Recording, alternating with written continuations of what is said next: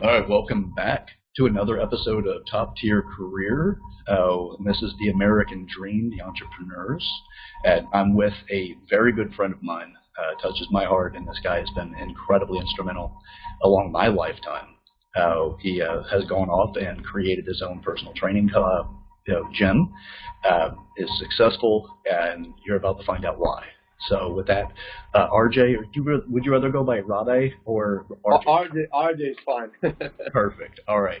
So I'll let you introduce yourself, and then we'll run right through because I know our time's limited today, unfortunately. But it's okay. We're going to be able to make a massive impact like you did in my own life. So.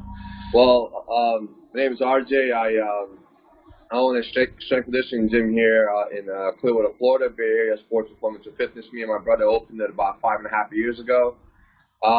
I was born in Serbia, came here in 2001, got my bachelor's degree in exercise science from the University of South Florida. Spent some time there training athletes, and spent some time in corporate world and LA Fitness and UFIT. That's where I met Chad. And then fast forward, here we are at my own place, and having a meeting at 6 a.m., having this call at 6 a.m. because we both have such a busy schedule that we don't have that much free time between the family and kids and run the business and trying to progress in this world. Yeah, no, you weren't kidding, man. It's when you're out to make a big impact, it's like you really don't have a lot of time. But it impresses me by how much we can get done in a short period of time versus the younger versions of ourselves. So I love that, RJ and I worked in a box gym for a while, and we had a pretty essential job there that actually was a major profit and value to the company. And seeing the transitions and how we have progressed into our lives and our careers is something that I wanted to make sure we shared in this series, because that's how you create a business and a thriving life, a piece of that American dream. And RJ is one of those people, so some of his humble background. I know that you said you opened with your brother, and I know that you have, but when did you conceive the idea of running your own club? Well, it's been brewing for a while. When I went into the school, I wanted to own my own facility, and kind of set things up the way I wanted to set up, be less corporate, be less stressful. You can say that. After a few years of experience working in that corporate world, I gained enough experience of knowing how to manage the teams, how to manage the gym, how to provide good systems for the members, and I decided it was a good time to open our own place and get rolling.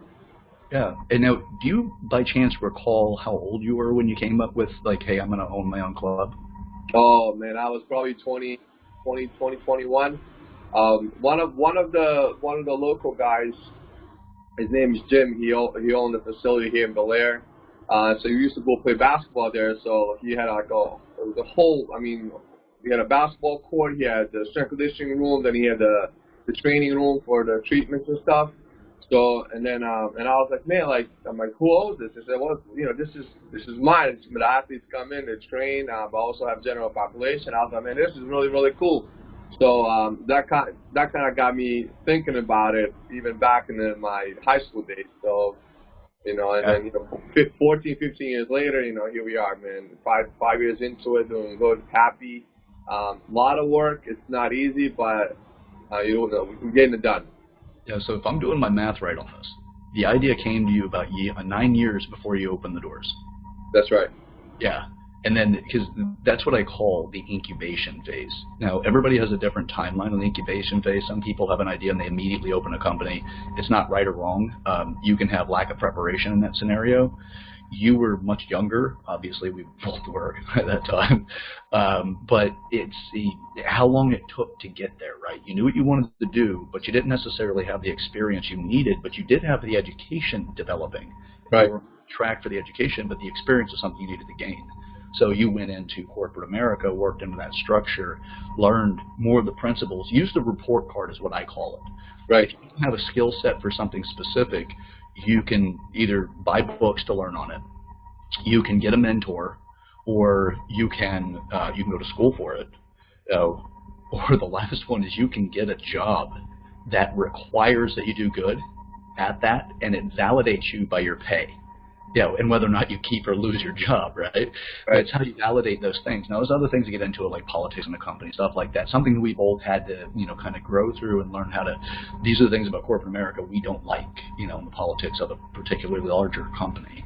So you went through the same process that I did because of you did the education, and then you did the experience, and then you said, okay, let's open this. So for people that watch the channel, a little bit about RJ. RJ is, by the way, one of the best trainers that I've ever worked with. And not just in the ability to practice the skill of personal training, but also in developing people to work in the industry. Our boss at the time, completely inept. He did not have the capabilities to train and develop me. And I don't know how he trained and developed anybody else in the team other than by assigning mentors. He himself wasn't really able. He was he talked a good game, but I really didn't see a lot of follow-up with him as an individual, right? But when he sent me over to RJ had me within 2 weeks already doing the pitch, and within less than a month closing effectively enough that I got my own club right out of it. And within that first month of being in my own club, because of RJ and our mutual friend Johnny at the time, because Paul wasn't in part of it just yet, it was because of them I was on the top. I was right there behind Chris, right? And I won't use his full name just because, that I don't know him that well, and, I wouldn't want anything to come back around. But this gentleman, Chris, was the top in the company, producing $20,000+ a month. And then here I am at the Punishment Club. Largo 1. It's if you're a bad director, we're going to send you there as a way of saying bad director, right? That was the rumor. It was that and Newport Richie, the two worst clubs at the time, right? And then Gateway. Right. But so they sent me there, and because of RJ, I was top producer. I was in competition with this guy, Chris, up until the middle of the month, and that's whenever I first found out. So when I say that RJ is incredibly good at teaching somebody or people how to become good at not only selling personal training, but also how to run a team. So when I'm sharing this with you guys, or as I'm sharing this with you guys, I want you to get the impact of who this person is to me in my life. So with that, we're in the fitness industry. And it just so happens, it's just an early interview, the fitness industry, and, I'm a consultant now, so I fix gyms. But I wouldn't be here if it wasn't for RJ. Like, I would be at a different stage in my life if it wasn't for this gentleman that we're watching now and we're interviewing with. So, to that, Chad, I appreciate you saying all those things, but then, but what you did with my job was basically to kind of give you the guidance, but also most importantly support. So it's not like I was sitting there reinventing the wheel and coming with something that wasn't brought up. So I always look at my staff not as like I'm an owner, you're an employee, look as a team. And then if you show that support, and then you just give people time and listen to them and their needs and concerns, and let them slowly figure things out, which you've done amazing. You took this script, you took this thing that was barely tested, and you took it to another level. So yes, I might have kind of gave you a little nudge, but at the end of the day, you took it to another level, which also shouldn't be forgotten. Well, and I appreciate that, RJ. And we're adaptive. That's the kind of people that we are. So when we find problems, we immediately have the solution-oriented mind. Now, typically, this is a complaint that women have about men. You never hear me. You're just always trying to give me advice, blah, blah, blah. But we in the professional world, like RJ and I, it's what's the problem? What's the procedure to correct it? And then adhere to that procedure. If the procedure has problems, you need to modify it, or find out what the problem is, then modify it. So RJ did everything right. I mean, there was a time also, though, this is how, to give people an idea about how oriented you are in detail in organization and structure, is RJ, and I'm sure you're going to remember this. So I had to make some phone calls after he went home. He had a little toy Mustang on his desk. And then there was one other thing off to the left of this, the pad, the calendar, and all of that stuff, right? And he kept, everything was meticulous, and it was incredibly clean and minimalistic, you know. And then he comes in the morning, and when I get in, RJ goes, so if you're going to use my office, you need to make sure that it's cleaned up and straightened up when you leave, you know. And I'm like, okay. Then I recalled what happened, because he really didn't say what was wrong, right? All he did is that he just said you need to make sure, because that's order and organization and structure, right? And you have your particular behavior, which is, there's nothing wrong with it, actually. Right. But because he's so strict to his principles and traits, it was, I bumped the Mustang just a little bit, and I think the phone cord had touched the thing on the left side of it. I forgot what the left thing was, whatever that was. But it was very small in its movement. And it's not that he was anal, which is what some people would say. It's the demonstration of traits that are so required to become successful because of the structure and strategy that he was like willing to go to the extreme to teach me that details matter so much. It's not that I lacked it, it's that he made it practical in the position. So that was fantastic that you did. Where some people would be like, oh, he's a jerk. I'm like, yeah, I get it. I got it, you know. And hence one of the reasons why I became so successful so quickly. Because, again, it was your support. So I don't want that to fall short either. So appreciation all the way around. But I don't want to spend the entire time on the appreciation factor. But so we've covered quite a few of the first questions anyway.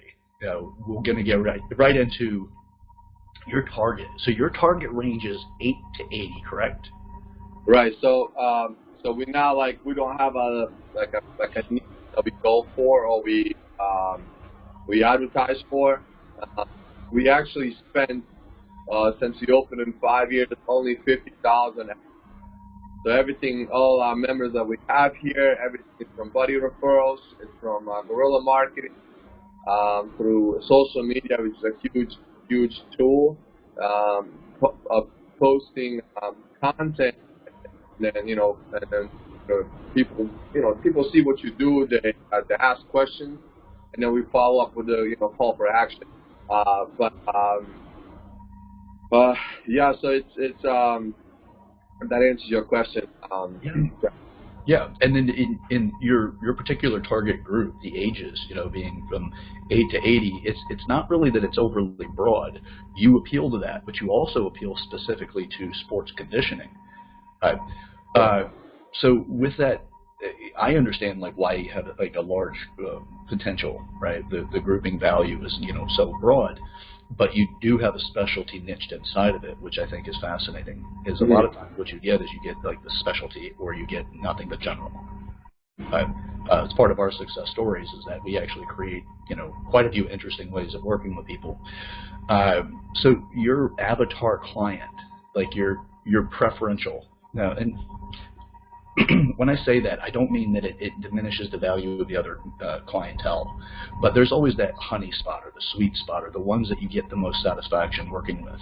And it could be for various reasons, right? My early beginnings was because of a corrective exercise specialist, and starting in a physical therapy office was working with people that the physical therapy did X, and then there was the continuing conditioning, and then you could see somebody walk better, you could see them move better, whatever. So I really liked those people early on. And I still do. But what's your particular avatar, the one that you say, that's the rewarding client that makes me feel like I did the right thing with my life? Well, I mean, to me, to be honest, it doesn't, I don't have that, right? So a lot of people look at it from is this client draining my energy? Is this client, what the cost average for this retaining this client and getting this client. The one of the biggest reasons I opened my place so I can have that freedom to train whoever I want to. So I don't say no to anybody. So that was the number one thing, because I was to be honest, bored of managing coaches and having my own people and my own clients, because that's the one that I got into this. But if you want to look at it from a business perspective, like that honey spot you're talking about, I would say probably between 40 and 55 females. I lost it for a second. 40 to 55 females, and then I would say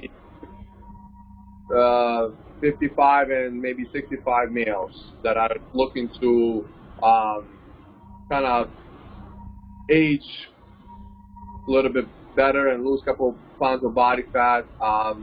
But the honey spot is like the 40 to 55.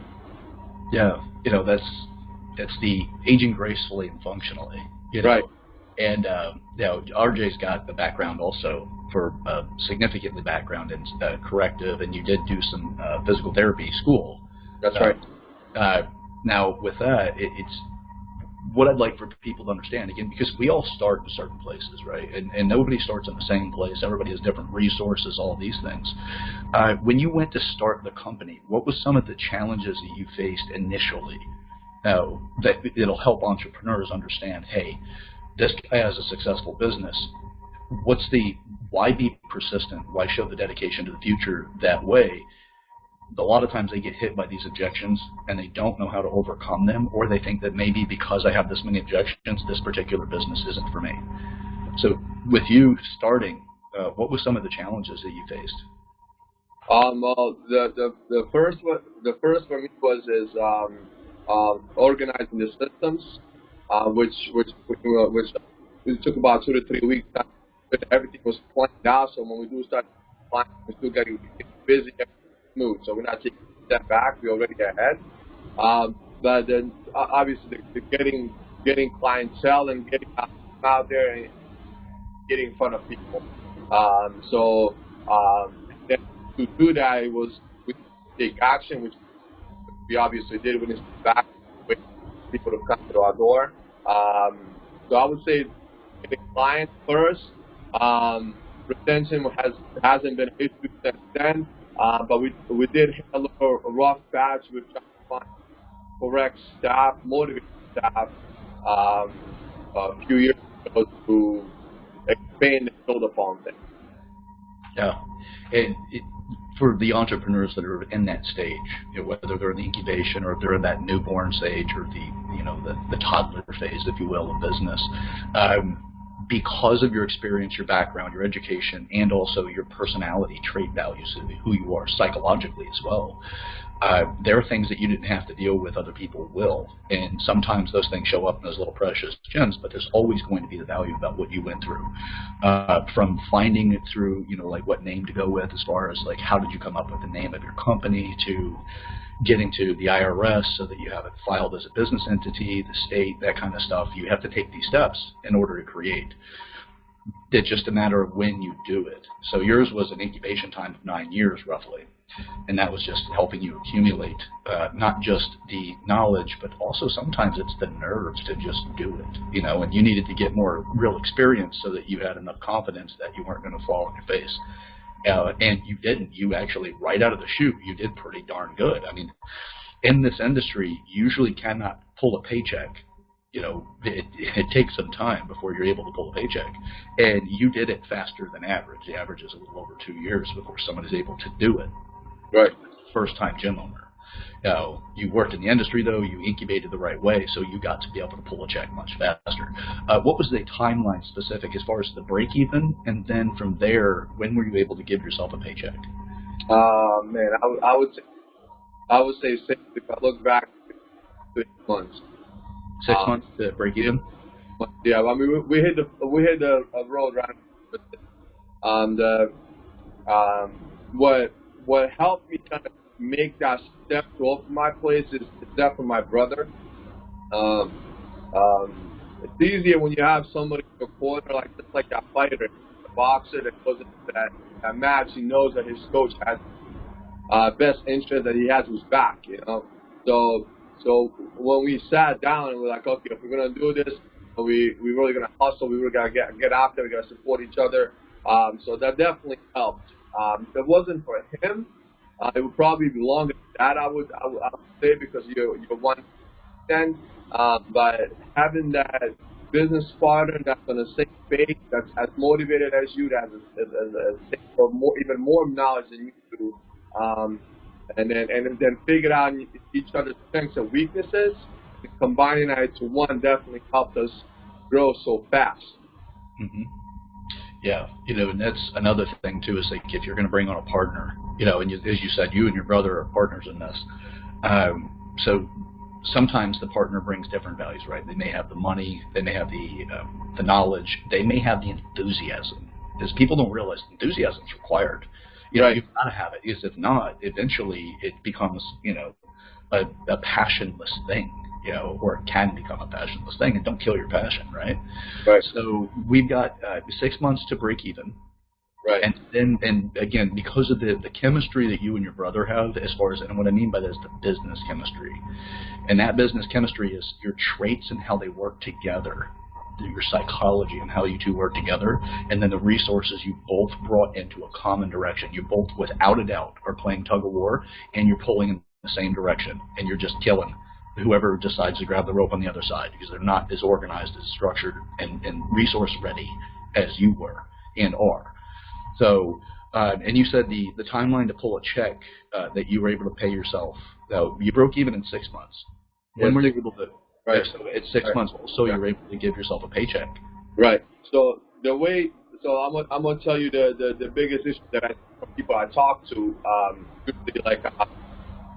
You meet the gym owners and stuff, and you start talking about things. So a lot of people make a mistake is they get into debt right off the bat. So they get the fanciest thing, right? They get the best equipment, the best software, the best payment, right? So then you're sitting back, you're looking at your business, you're like, well, I'm bringing in this much, but then, I'm in negative every single month. So when we first opened, we started out with basics. We had some dumbbells, we had a few benches. Right, our facility was about 2,200 square feet, and then we slowly started building it up. So we're able to pick it off. Like to this day, we have zero debt. So everything's paid off. Everything that we have, we own. But I think that's a big grab for people, is getting those fancy so they can, almost like look cool, look different. I've seen guys and girls too open a place with customized logos on their bench presses, and I'm like sitting here, I'm like, well, that's got to be $30,000-$40,000, and you just open it up. There's no way that you have that many clientele lined up to pick that up. It's ludicrous. So people need to make that decision, like to chase the American.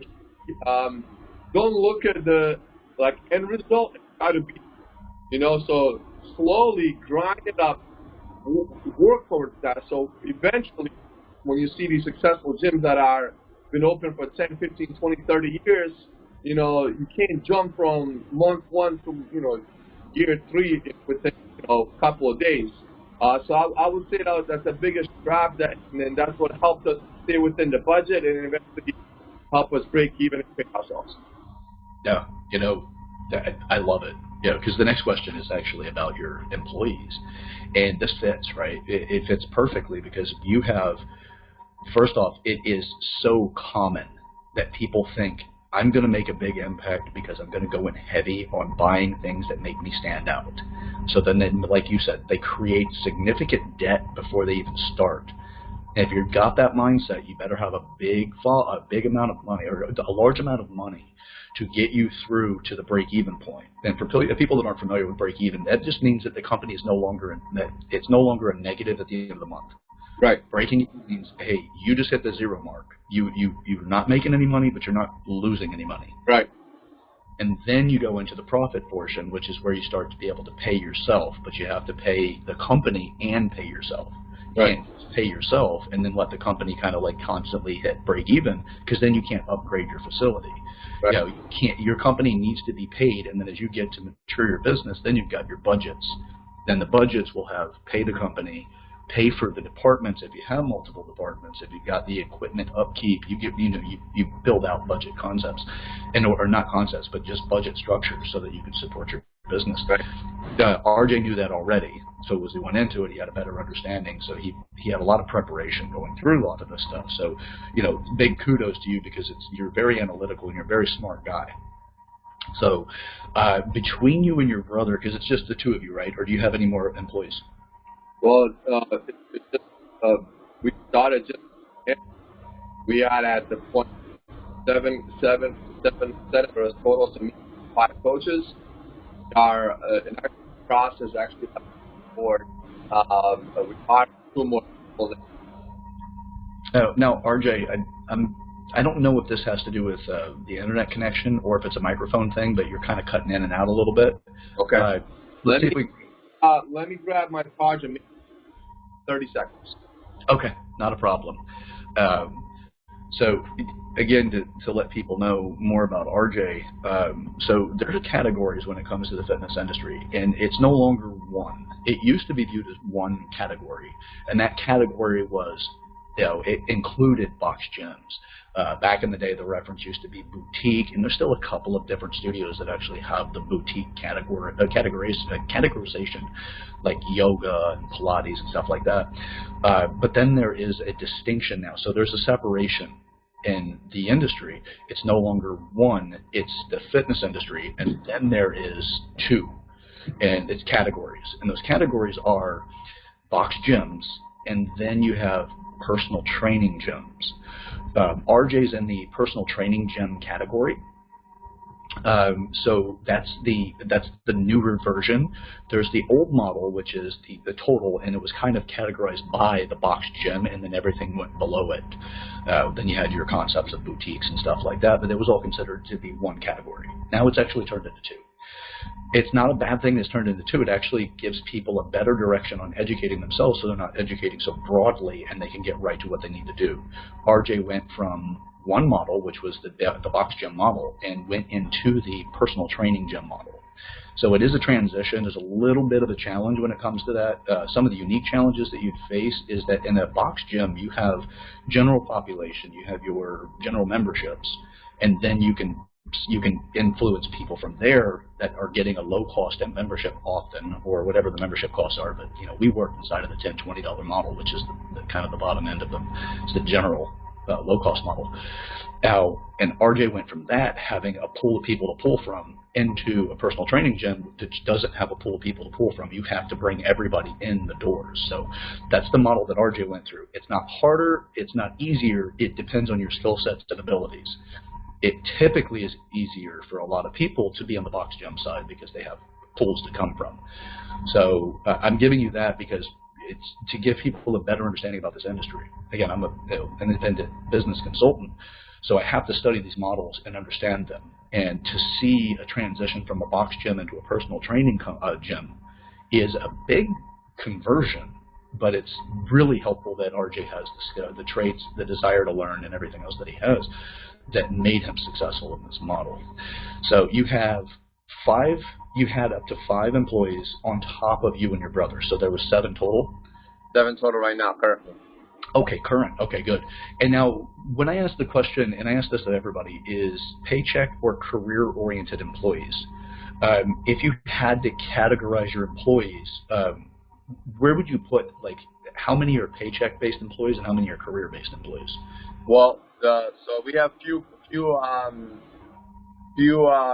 coaches right now that also have like the other jobs as well. So one of them is nursing, that's good firefighting. So those people I would say are more career because they're looking for something that's a little bit more positive. Firefighting, something negative.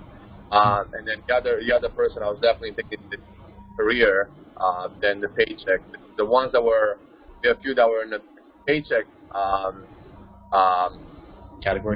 category, which showed that retention and care for the clients wasn't as high as the career-oriented one.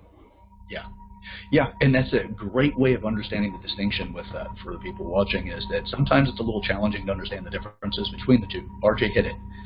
You can see that in the personal training world because of retention, also new clients, there's a lot of ways of learning that, but they're the ones that typically they're just going to get their paycheck, and they're going to do whatever is required not to get fired. But it's again, it's not that it's a horrible thing. It's just as business owners, we like career-oriented people because they're the ones that we can depend on. We have to create a trajectory of our business, and how do we get the support in order to make that a reality? Career-based employees are more that way. Sometimes career-based employees, they look like career-based employees. They're not. What they are is that they're there to learn from you so that they can go and do their own. And that's unfortunately big in the personal training world inside of the gym industry. Now with RJ though, my experience is this: the man will support you across the board. Just do what he tells you to do, and you got it, and you're going to be successful because you know how to be successful. So that's why I asked that question, though, because sometimes, especially for young business owners, they have to learn these lessons, and it's very hard to teach them without having the experience to do it. So, and to add on to that, and the best way to track it is to obviously watch the energy interaction with the members, but retention is the big part. As we both know, in corporate world, the average retention of a client is between 3 to 4 months. Mm-hmm. It's not that long. But if you take a step back, and why that is. It's a $1 billion question because this industry is so huge. So if you're having trouble with the coaches, I always take a step back. I'm like, okay, what is the retention? What is their drive? How many people are they bringing in? How many leads are bringing in? How many referrals are they getting? A good test to have is our facility is primarily one-on-one and group training, so up to 2 people and a coach. So we don't do like boot camps, we don't do open memberships, none of that stuff. So everything is personalized, everything is one-on-one. So once or twice a year, we have this event where we give our members a green light to bring in a friend, a family member, a significant other, whoever they want. And then as a business owner, that's a great opportunity to kind of see how your coaches are dialed in with their members. So usually people that you train will, if they like you, if they've seen results, they'll send their friends, their family members. They'll basically tell you they're talking about you. So that's also a quick kind of way to, okay, this person brought in, let's say, 4 or 5 people to work out with them. This person brought 1. So why is that? And with the social media these days, just posting a few things here and there, you should be able to get some leads that way. So a few ways to track who is really here for the paycheck, who's here to learn or to progress with a company, in my opinion, is retention, also results, and then also the engagement and willingness to learn and progress and grow with the yeah, perfect also, because it is, again, this is why you're so successful. Now, what I want to really get across to the viewers of this particular episode is to look at it this way. Not only did you conceive the idea, you incubated it, you got the nerve enough to do it, you took the risk, because no matter what, there's always going to be a risk. It's just how do you strategize and resource orientate yourself in order to reduce or mitigate the damage the risk can offer, right? You have to look at your competition in the area. For those that aren't familiar with the Pinellas County area here in Florida, we're not exactly barren on fitness. There are quite a few different companies. So your competition in the area is pretty, 1, they're aggressive, and 2, it's saturated. You started the business inside of a saturated market and made it successful. So your key to that, obviously you've already mentioned some of those things, but I'd rather hear it from you again, which is, the key to be successful in a saturated market. What was the method that you used in order to be successful? Well, sticking to the systems. So, as you know, knowing you really well, Chad, you're big on having the systems in place and providing the best value and the programs for your members. So the way I look at it, and me and my brother look at it, so there's a gym across the street from us. There was one before that as well, but they ended up closing. So for me, is the more competition, the better. because that means those people are basically advertising in essence for me. So eventually, you'll get to the point where the members will look at themselves in the mirror and says, okay, well, I spent 6 months or 2 years with this coach. Am I seeing results? What are they doing to help me get to the next level? So eventually they'll start asking questions. Is there something better? And that's where our company really comes in. Is we help our members with the nutrition. We help them with the workouts. Everything is tracked. Every single rep, every single set. We measure the body fat calipers, we track the inches. I mean, everything you think of we do just to give that member a data to tell them, hey, this is what you're doing. And those that are really serious that follow the program, they see tremendous results, which we post on our websites and our social media. So we don't hide anything of what we do here. So kind of going back to what you're saying, like finding that niche is great, but what we've seen is if you provide good service, if you have the right program, if you have the right culture in the gym, people will see that, people feel that, and then people will reach out for your service. Yeah, and it's the service-oriented side of it where you really came up with something. And I love that about it, right? Because it also, whenever you have people that rush to market, they don't have the right systems. Why I smiled like I did whenever RJ said systems is because the systems are a religious thing for me. You have to have solid systems and adhere to them as they are designed, 100%. You don't do 90, you don't do 95, you don't do any version under 100%. If you can't maximize that 100%, you need to train and develop yourself to the point you can. RJ is already preset by default 100% on when it comes to systems. Now, they're so incredibly good because look at it this way. There's a lot of competition in the area. RJ's systems are working so incredibly well because these other people that rush to market, and when I say rush to market, you give me 10 years and rush to market. It's all about how you have yourself structured and strategized. If you don't do the right work, you're going to be rushing. So even if it is a long time, it's still technically in the world that I work in, is you rushed. RJ doesn't. He's strategic, kind of like a praying mantis, right? So you've got these out there, and they're kind of these other companies. They're priming the market. They're getting fitness-oriented mindsets, but people aren't quite seeing the results using social media and your marketing campaign to say, hey, not only do we have the same type of business in the sense that we're fitness-oriented, but you can see our people do get results. And then you just see person after person after person posted on social media. I follow RJ. And you can see these results before, after, before, after, before, after. And then you can just see that there's care, there's passion, and there's a desire to see change in somebody else's life. And the need to get the return off of what you've been educated in doing so you know that it works and you get the satisfaction of your education makes a difference versus I just got clients and I'm making money. So that stands out. And that's a reputation that is incredibly effective for you and effective for anyone that does it correctly. So RJ is a testament to that.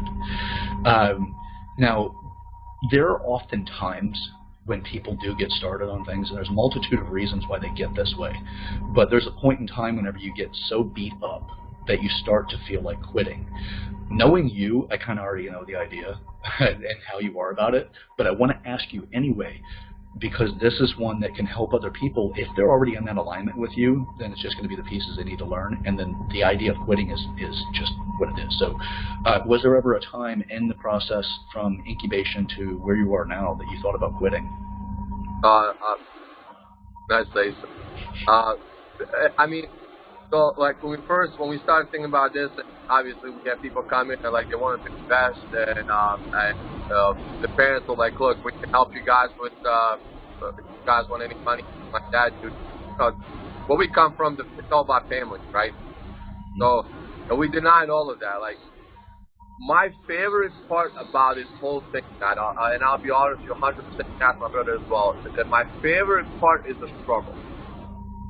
Because like you sit back on those days when you're really doing good, when your members are seeing results, when you're expanding, and you sit back like, man, this is awesome, but it's weird. I miss the early days. I miss the days of not knowing. I miss the days of struggle. And then it's the weirdest thing to me. I don't know why that is. Maybe because where we come from is always known to, work hard and fight for things we want to have.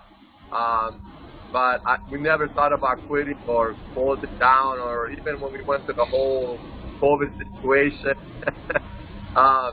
there was no doubt in our mind. We knew we were going to find a way to reopen and find ways to continue to grow. Oh, fantastic! And that is RJ is like a living motivation guy. He's one of the best motivation videos you've ever seen, and this is the guy. So when you watch those and you get all hyped up, I listened to that. I remember that Ric Flair little clip I used to play to you guys. The 20. That's my secret. That's all you need to have a successful business. So listen to Ric Flair's motivational speeches, 20 to 30 seconds, and you'll be good to go. Yeah, that's actually one of the funny things, and that reminds me, and I kind of forgot a little bit. Occasionally I just remember, but RJ used to send this out all the time. That's the Ric Flair meme, or the video where he's like, I'm a limousine riding, drink spilling, woo! Woo at the end. Don't forget the woo. That's the most important part. Yeah, diamond ring wearing. He was awesome. He's such a legend. But that's RJ, right? He's like, if you watch him, you'll see that motivational video as a person. Just do stuff. Just get it done. You have a knack, like I do, that if you get comfortable, you start to get uncomfortable. And you've managed to master constantly being uncomfortable, and that has become your new comfortable. So when you're in that uncomfortable state, that's where you thrive, is what I really am saying here. Where most people are like, I'm uncomfortable about this. Great. It's actually good, because that's how you grow. Yes. With both RJ and I, that's our secret. We want to grind. We want to stress. We want to develop. And this is how we do it. So you just face it. And the next one is, since you opened your business before the lockdowns, before the closures, now with that, that's right. Yeah, the COVID shutdowns, right? Now, how well did you fare during the COVID shutdowns? Well, we lost over $36,000 in $36,000 in how long? I'm sorry? In 2.5 months, we were closed. Wow. So that's the number that's embedded. So what it was a little bit scary, because like when we come from Serbia, stuff like this, like when you think about American family, having your own place, like making business, or never thought about. I mean, that the world will stop. Like literally, the world stopped for those 2.5 months. So, and then obviously that's the only time that I was like, man, like what's gonna happen to our business, all this hard work I've been doing. I'm like, what's gonna happen? But I knew inside everything's gonna be fine, because you can't be shut down forever, of course. So my favorite thing out of that whole shutdown thing, obviously, not knowing what's gonna happen and stuff. When we did reopen, only one person didn't come back to the gym. So all our members stayed. So nobody had second thoughts, and nobody had none of that stuff. So it just shows you, like, the members that we have here, that we work with. It just gives me chills, man. Like, it just makes me so proud that yes, like me and my brother, like we own this, and we have great staff here, the people that care about, like, it's the members that are believing in us, and they trust us with their bodies, and they trust us to guide them to see the results. They've really had our back when I thought that a lot of that support wouldn't be there because of everything that was going on at the time. So so that was a little scary, but but thanks to our members, like I said, it was all good. Yeah, and that's a big testament to culture. Culture is a buzzword in the industry, and to the point that it's actually nauseating. as most people have no freaking clue what the hell they're talking about when they talk about culture. That's something that you have mastered where you are. That's a testament to it because you have deliverable and they, dependable results through your science, because that's a differentiator for you, is that you really do adhere to the science. You don't buy into the fads and the whatever the new craze is in the industry. You just keep it back where we know it works, and that's in the science of it. Right. Not the that comes out. Oh, the new science says whatever. Okay, great. You know what? There's a lot of different things. Why is there a diet book written? What is it? Every 2 weeks, I think there's a new diet book written, or it's less than that. It's ridiculous because there's no one satisfying the real cause. They're just talking about the next thing that sounds good to sell some book, and it sounds logical and maybe some science is in there, but a lot of times it's missing something, and sometimes that's individuality. RJ's good about that because he's trying to he's constantly looking for how to solve the problem that the person's going through in order to achieve their goals and see the real measurable results, and he's using that through science and through the methods that we know for a fact as an industry works. Now, COVID taught us a lot of stuff. If we were to go back through another situation where we have to shut down for a period of time that's greater than a week, did you learn something from the first go that you could utilize if we had to go through another situation like that? Well, there's opportunities for like a virtual training and the virtual classes, so you can work out of the living rooms. You can still hold your members accountable with nutrition, help them control that, the impulse to eat, because when you're not working, when you're basically in a cell, you're third crazy. So with somebody like me, and you, Chad, that people that want to do stuff and be productive in this society, like it almost like it feels like a jail. So being just empathetic to those people, and just maybe if it ever happens again, we provide those maybe virtual programs to pivot, but we did send everybody free online trainings. We stopped charging everybody for those 2.5 months. Nobody got charged a dime while we still had to pay the overheads and everything going on in the place. So so I would say that, but it's very limited because the service that we do offer is one-on-one. It's in person. It's touching people. It's listening to them, helping them get to that next step. But the COVID definitely was something that it would. I'm sure a lot of business closed because of the ability to pivot stuff. Yeah, I mean, hell, we know companies that charge their clients the entire time, and when it came back, their attrition was significant because people were pissed. And right. you provided value, even though you suspended charges. So if you had to, and that's a testament to you because you're just that good of a person, and you're just that passionate about what you do, and it's not just faith, obviously you have it, but you also know with a foundational value that you're more likely to retain who you have simply because of who you are and how you trained them and how you got them to know who you are. So the faith piece is, we always have to have that in a way to stay optimistic about things, but ultimately though you don't really require as much faith. If you had to break things down into a percentage of your total income right now, how much of that income could you lose as a percentage-wise? Like, what's the minimum amount of percentage that you could still function off of with your current client base if we were to go through something like that again? Well, if COVID came back again, I would have. I mean, we have like that again.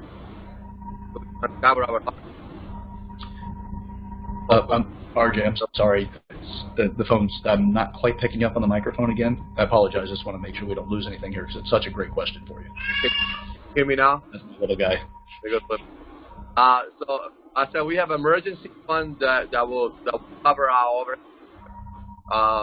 We are, but as far as like something like that happening again, I wouldn't charge anybody.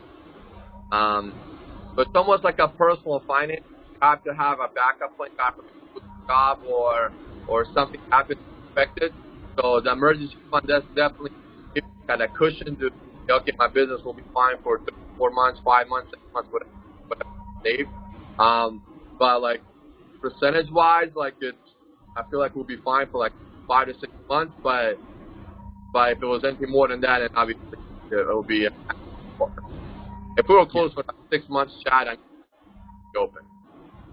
I'm sorry, say that one more time. The microphone again. It closed us for 6 months, I would say probably 95% closed, without a doubt.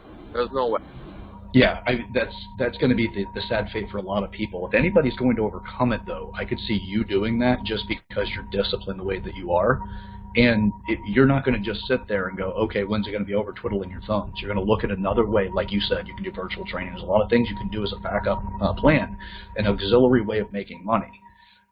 So it's going to be, you can adapt. Is the last thing anybody wants is for you not to be there.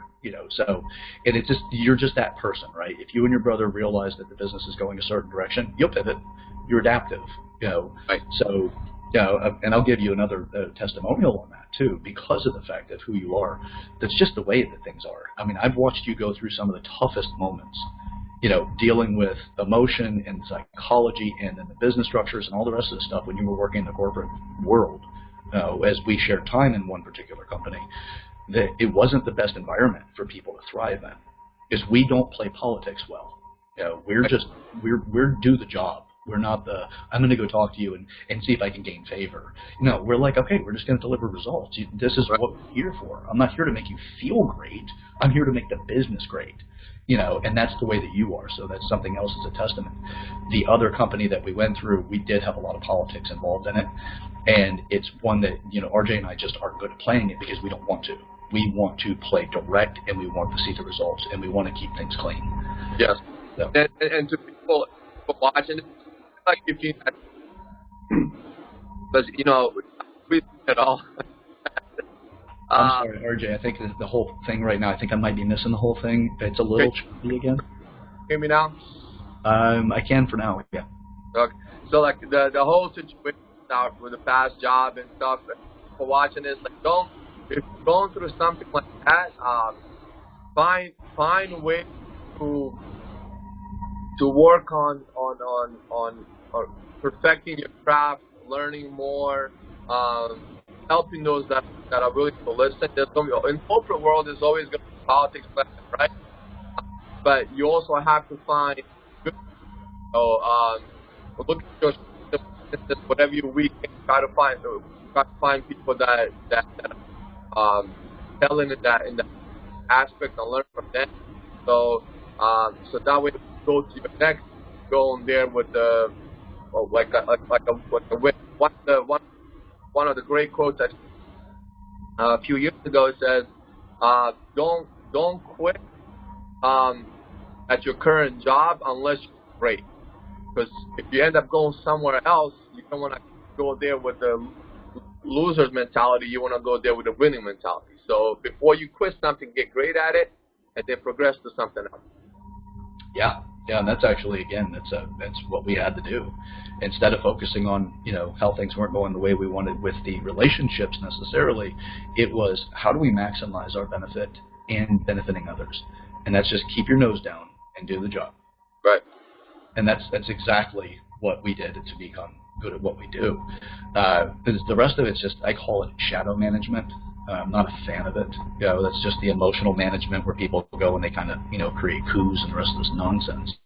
But don't get drawn into it. There's a gravity of darkness that comes with that. And we're not really that susceptible to it because we don't want to get into it. We just rather do the job and get it done. So obviously we make better entrepreneurs and business owners ourselves than we do working for other people, especially in those types of businesses. So now with that, RJ, if you had to talk to your younger self and give any advice that could come from your personal experiences, what would you say to young RJ so that you can make a difference in the trajectory of that guy? Is there anything at all you'd say to yourself? Oh my God, 100%. Definitely to work on my emotional intelligence. At least they go at the front doors. But listen to others a little bit more.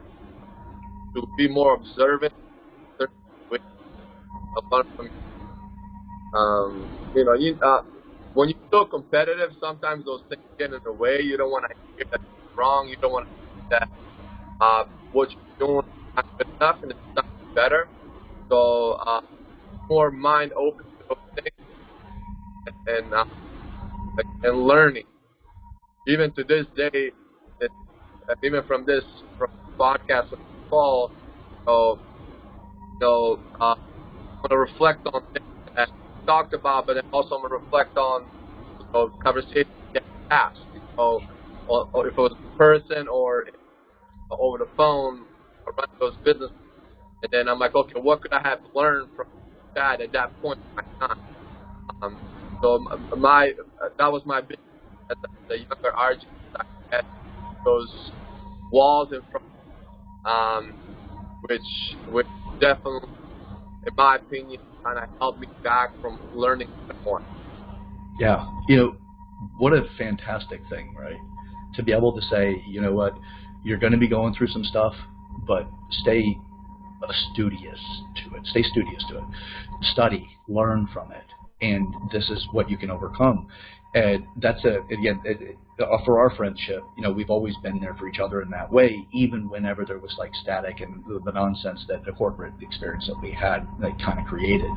But we managed to not only maintain our friendship, but we still thrived. Right? We still did what we needed to do, even in the face of disagreement with the company. We still did what we had to do to develop ourselves. Oh, and what a great thing to tell your younger self, right? Now, my next question it goes back to something, but it's more to just help people again that are watching, not necessarily just for you and I to rehash something. But what do you have any specific systems in place that make you stand out beyond just like the science of it, right? Do you have anything that's like an RJ or you and your brother specific that you two created or your team created that makes you guys very unique? Any systems, though, not necessarily like an outcome, but yet the system that makes the outcome real. Well, I mean, when it comes to like what we have is a fact, and so like earlier, from all the data collected, all the help, I feel like that's separated from a lot of people. And a lot of coaches, a lot of people, and put extra work to provide that quality program. So nothing special. Stick to the exercise science. Stick to what works. We stick to the system we have in place here. From doing assessment, doing the body, tracking all the data. But I would say the biggest thing that we do try to focus on is that culture, making sure members feel welcome, and most importantly, having fun, doing things that you love. People notice that, but they are. Yeah, that to me it resonates with the concept of infectious enthusiasm. Right? Because when you get into that flow, but that's not just, it doesn't happen by mistake, right? Like that flow, you might have a lottery winning chance where like you just have a trainer that just happens to have that disposition, but it's incredibly rare because people get beat down by life and other things. So if you have those systems in place, which yours is like it's the KISS system, right? It's keep it simple, stupid, right? But it's not keep it simple outside of the complexity of it's keeping it simple outside of the complexity of science. Do the science, and you don't need to do a whole lot of other crazy stuff. You do the things that are business science related, not necessarily exercise physiology, but the business of it itself. And just do it the solid foundation of what we know works. Just keep doing that. So, and you've mastered that. Which is a huge benefit, and you're a perfect example of what it's like to keep things, just keep it serious, keep it simple, but yet do the work. And there's no one that'll disagree with the fact that you're a workhorse. You like myself, we're workaholics. We're not going to stop. We just have to learn how to, manage a family, raise a child, and that kind of thing. But now, the previous question, not about that, about systems, but was about your younger self. Now, this one is more of if you had somebody who just got in touch with you and they're considering going the route that you went, what advice would you give them specifically to help them get a competitive advantage over others in that incubation period and against themselves? That would be the quitter mindset, or that I need to quit because this isn't going to work. Any advice you give that person to help get them past their own mindset and also past their potential competition that's in the I want to get started in that space? So the first thing I would recommend to that person is sit down and do like a self-reflection analysis of them. So are they good at how's their supportive system? How's their social media following? Are they good at sales? Right? Stuff like that. So let's say if somebody's very comfortable talking, very outgoing, following, that person, the party, that everybody say hi. I would tell that person to go right. Somebody is more kind of that sits back, that's more observant, that's more maybe a little bit shy. The number one thing I would recommend that person to learn how to sell. Right? Even if personal types of sales, car salesman, it's not about like the yes, the skill of selling is important, but more about communication and ways to learn to relate to people, to listen to people, to get to know people. Like you won't, when it comes to, I mean, just think about how many sessions we've done in our last jobs. You know, there's so many different people from different parts of this world, parts of life, people that are high in life, people that are super low in life. But like, I recommend doing that so you can learn, and that will help because sales at a certain point of this whole process. So to learn that part of it, hopefully that will make it a little bit easier in opening your own thinking for myself. Oh, great advice, by the way. Oh, so RJ, we're pretty much closing up now, but is there any takeaways that you got from this, or things that you're pondering on, or going, you know what, I'm going to revisit this, or I'm going to explore that, I'm inspired because of the conversation today? Anything that comes to mind that kind of shows up for you that would be like, you know, something that you're taking away from the interview? Well, besides being for and I know we take time. I'm sorry. I think your phone's breaking up again, buddy. I apologize. Can you hear me? Very well. Yeah, try it again. Yeah. So I said besides being grateful for your friendship and time, and you always checking on me, and and I see you posting those pictures, flexing a little bit. I keep putting some muscle side, but looking good there, Chad. It just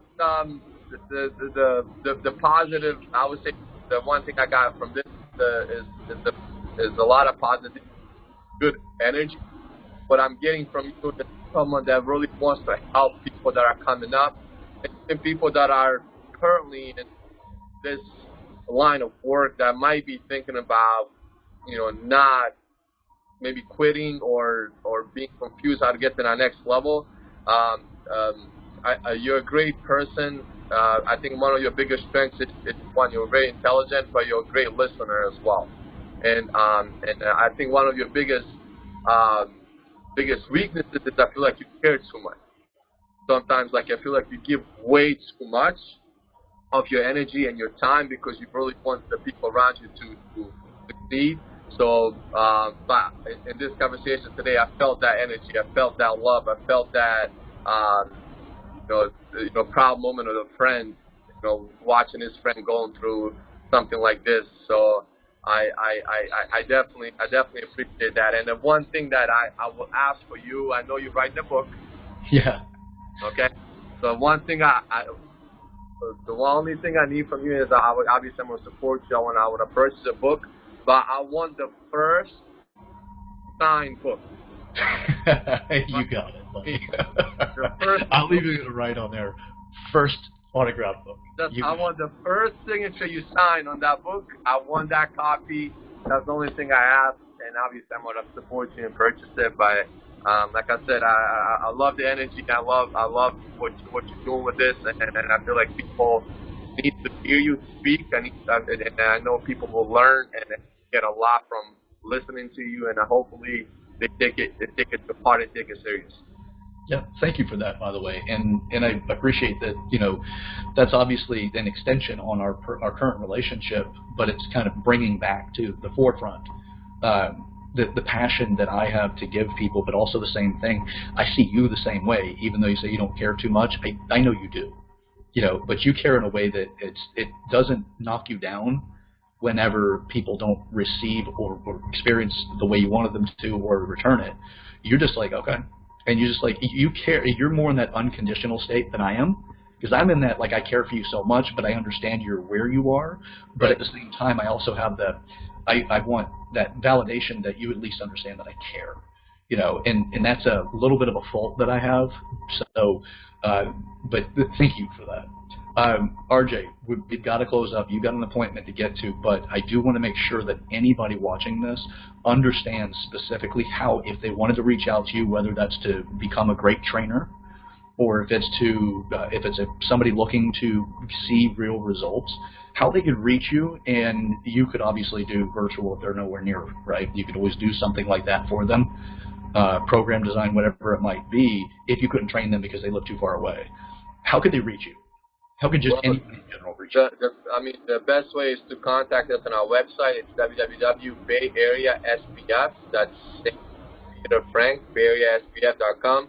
Or just, you can call or text me. My phone number is 727-656-9512. I'm always open. Our social media is where people use contact stuff, so that's RG_BayAreaSBF.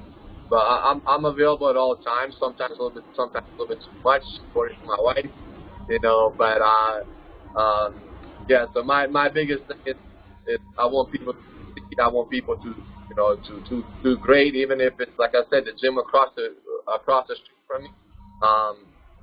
The guy's name is Summers. I truly hope this man and kills it, and he's like doing really good. And seeing people in this field, learn and do good and make a career is really what gives me satisfaction, because that's what I want for myself and my brother and my staff. So, one more thing of acknowledgement, then we're going to turn it all loose, right, and finish up here. But in general, when it comes to entrepreneurs and new businesses, 95% of the general base of businesses, the total average, 95% are out of business in the first 5 years. You're at the 5-year mark, but you broke profit by 6 months. I want to acknowledge that too. Your business model works. So it's a fantastic, you don't need me to tell you that, it does, but for other people to understand that too, statistically, that's 95% in general. Inside of the fitness industry for gyms, whether that is the personal training gyms or if it is box or whatever, it's in the fitness industry, 2% make it. Wow. It's drastically lower than the average for other businesses. It runs almost identically with restaurants. Wow. You were in the top 2% of fitness businesses in the first 5 years.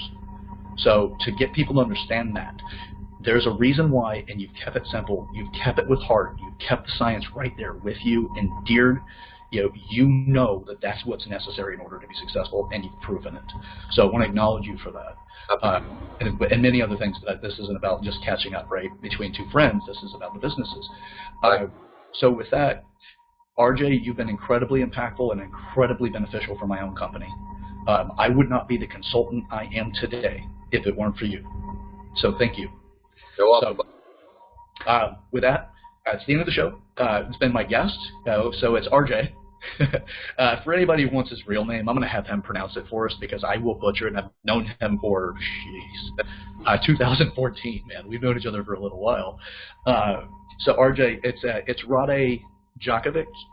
Rade Jankovic. Gotcha. I told you I was going to butcher it. I got my silly ass Southern American accent. Anyway, all right, RJ, thank you so much for being on the show today, and I hope that buddy, love you, man. Safe. And I hope that this lands so well for you as well. Please follow with this. I'm going to make sure I put your information out on the YouTube videos and other things that I put this out on, so that people can know how to get in touch with you. Thank you so much for your time. I appreciate you taking this time on a Saturday morning in order for us to do this. And just to make sure everybody's aware, this is Saturday morning, and our appointment started at 6 a.m. So with that, that's how dedicated we are to try to make a difference for the world and for people that want to become that middle class. The middle class is dying because the small business, the American dream is the middle class, in my opinion. It's come to make your own world, make your own business, and create something. This is my attempt to help band us together so that we can pull from each other's understandings and support each other. We're not at a lack for clients. We're not at a lack for opportunities. We just need to know how to find them, and this is how we do it. So, RJ, you've been fantastic with helping us understand that. Thank you so much for your friendship, and thank you so much for doing what you do. In a saturated market, you're killing it, and I'm proud of you. I appreciate you, buddy. Talk to you soon. Yes, same here. So this is Chad Everett Broshears. This is on Top Tier this is Top Tier Career, the American Dream, and it says RJ. So thank you so much, buddy. We'll talk to you soon. Bye-bye. Bye-bye.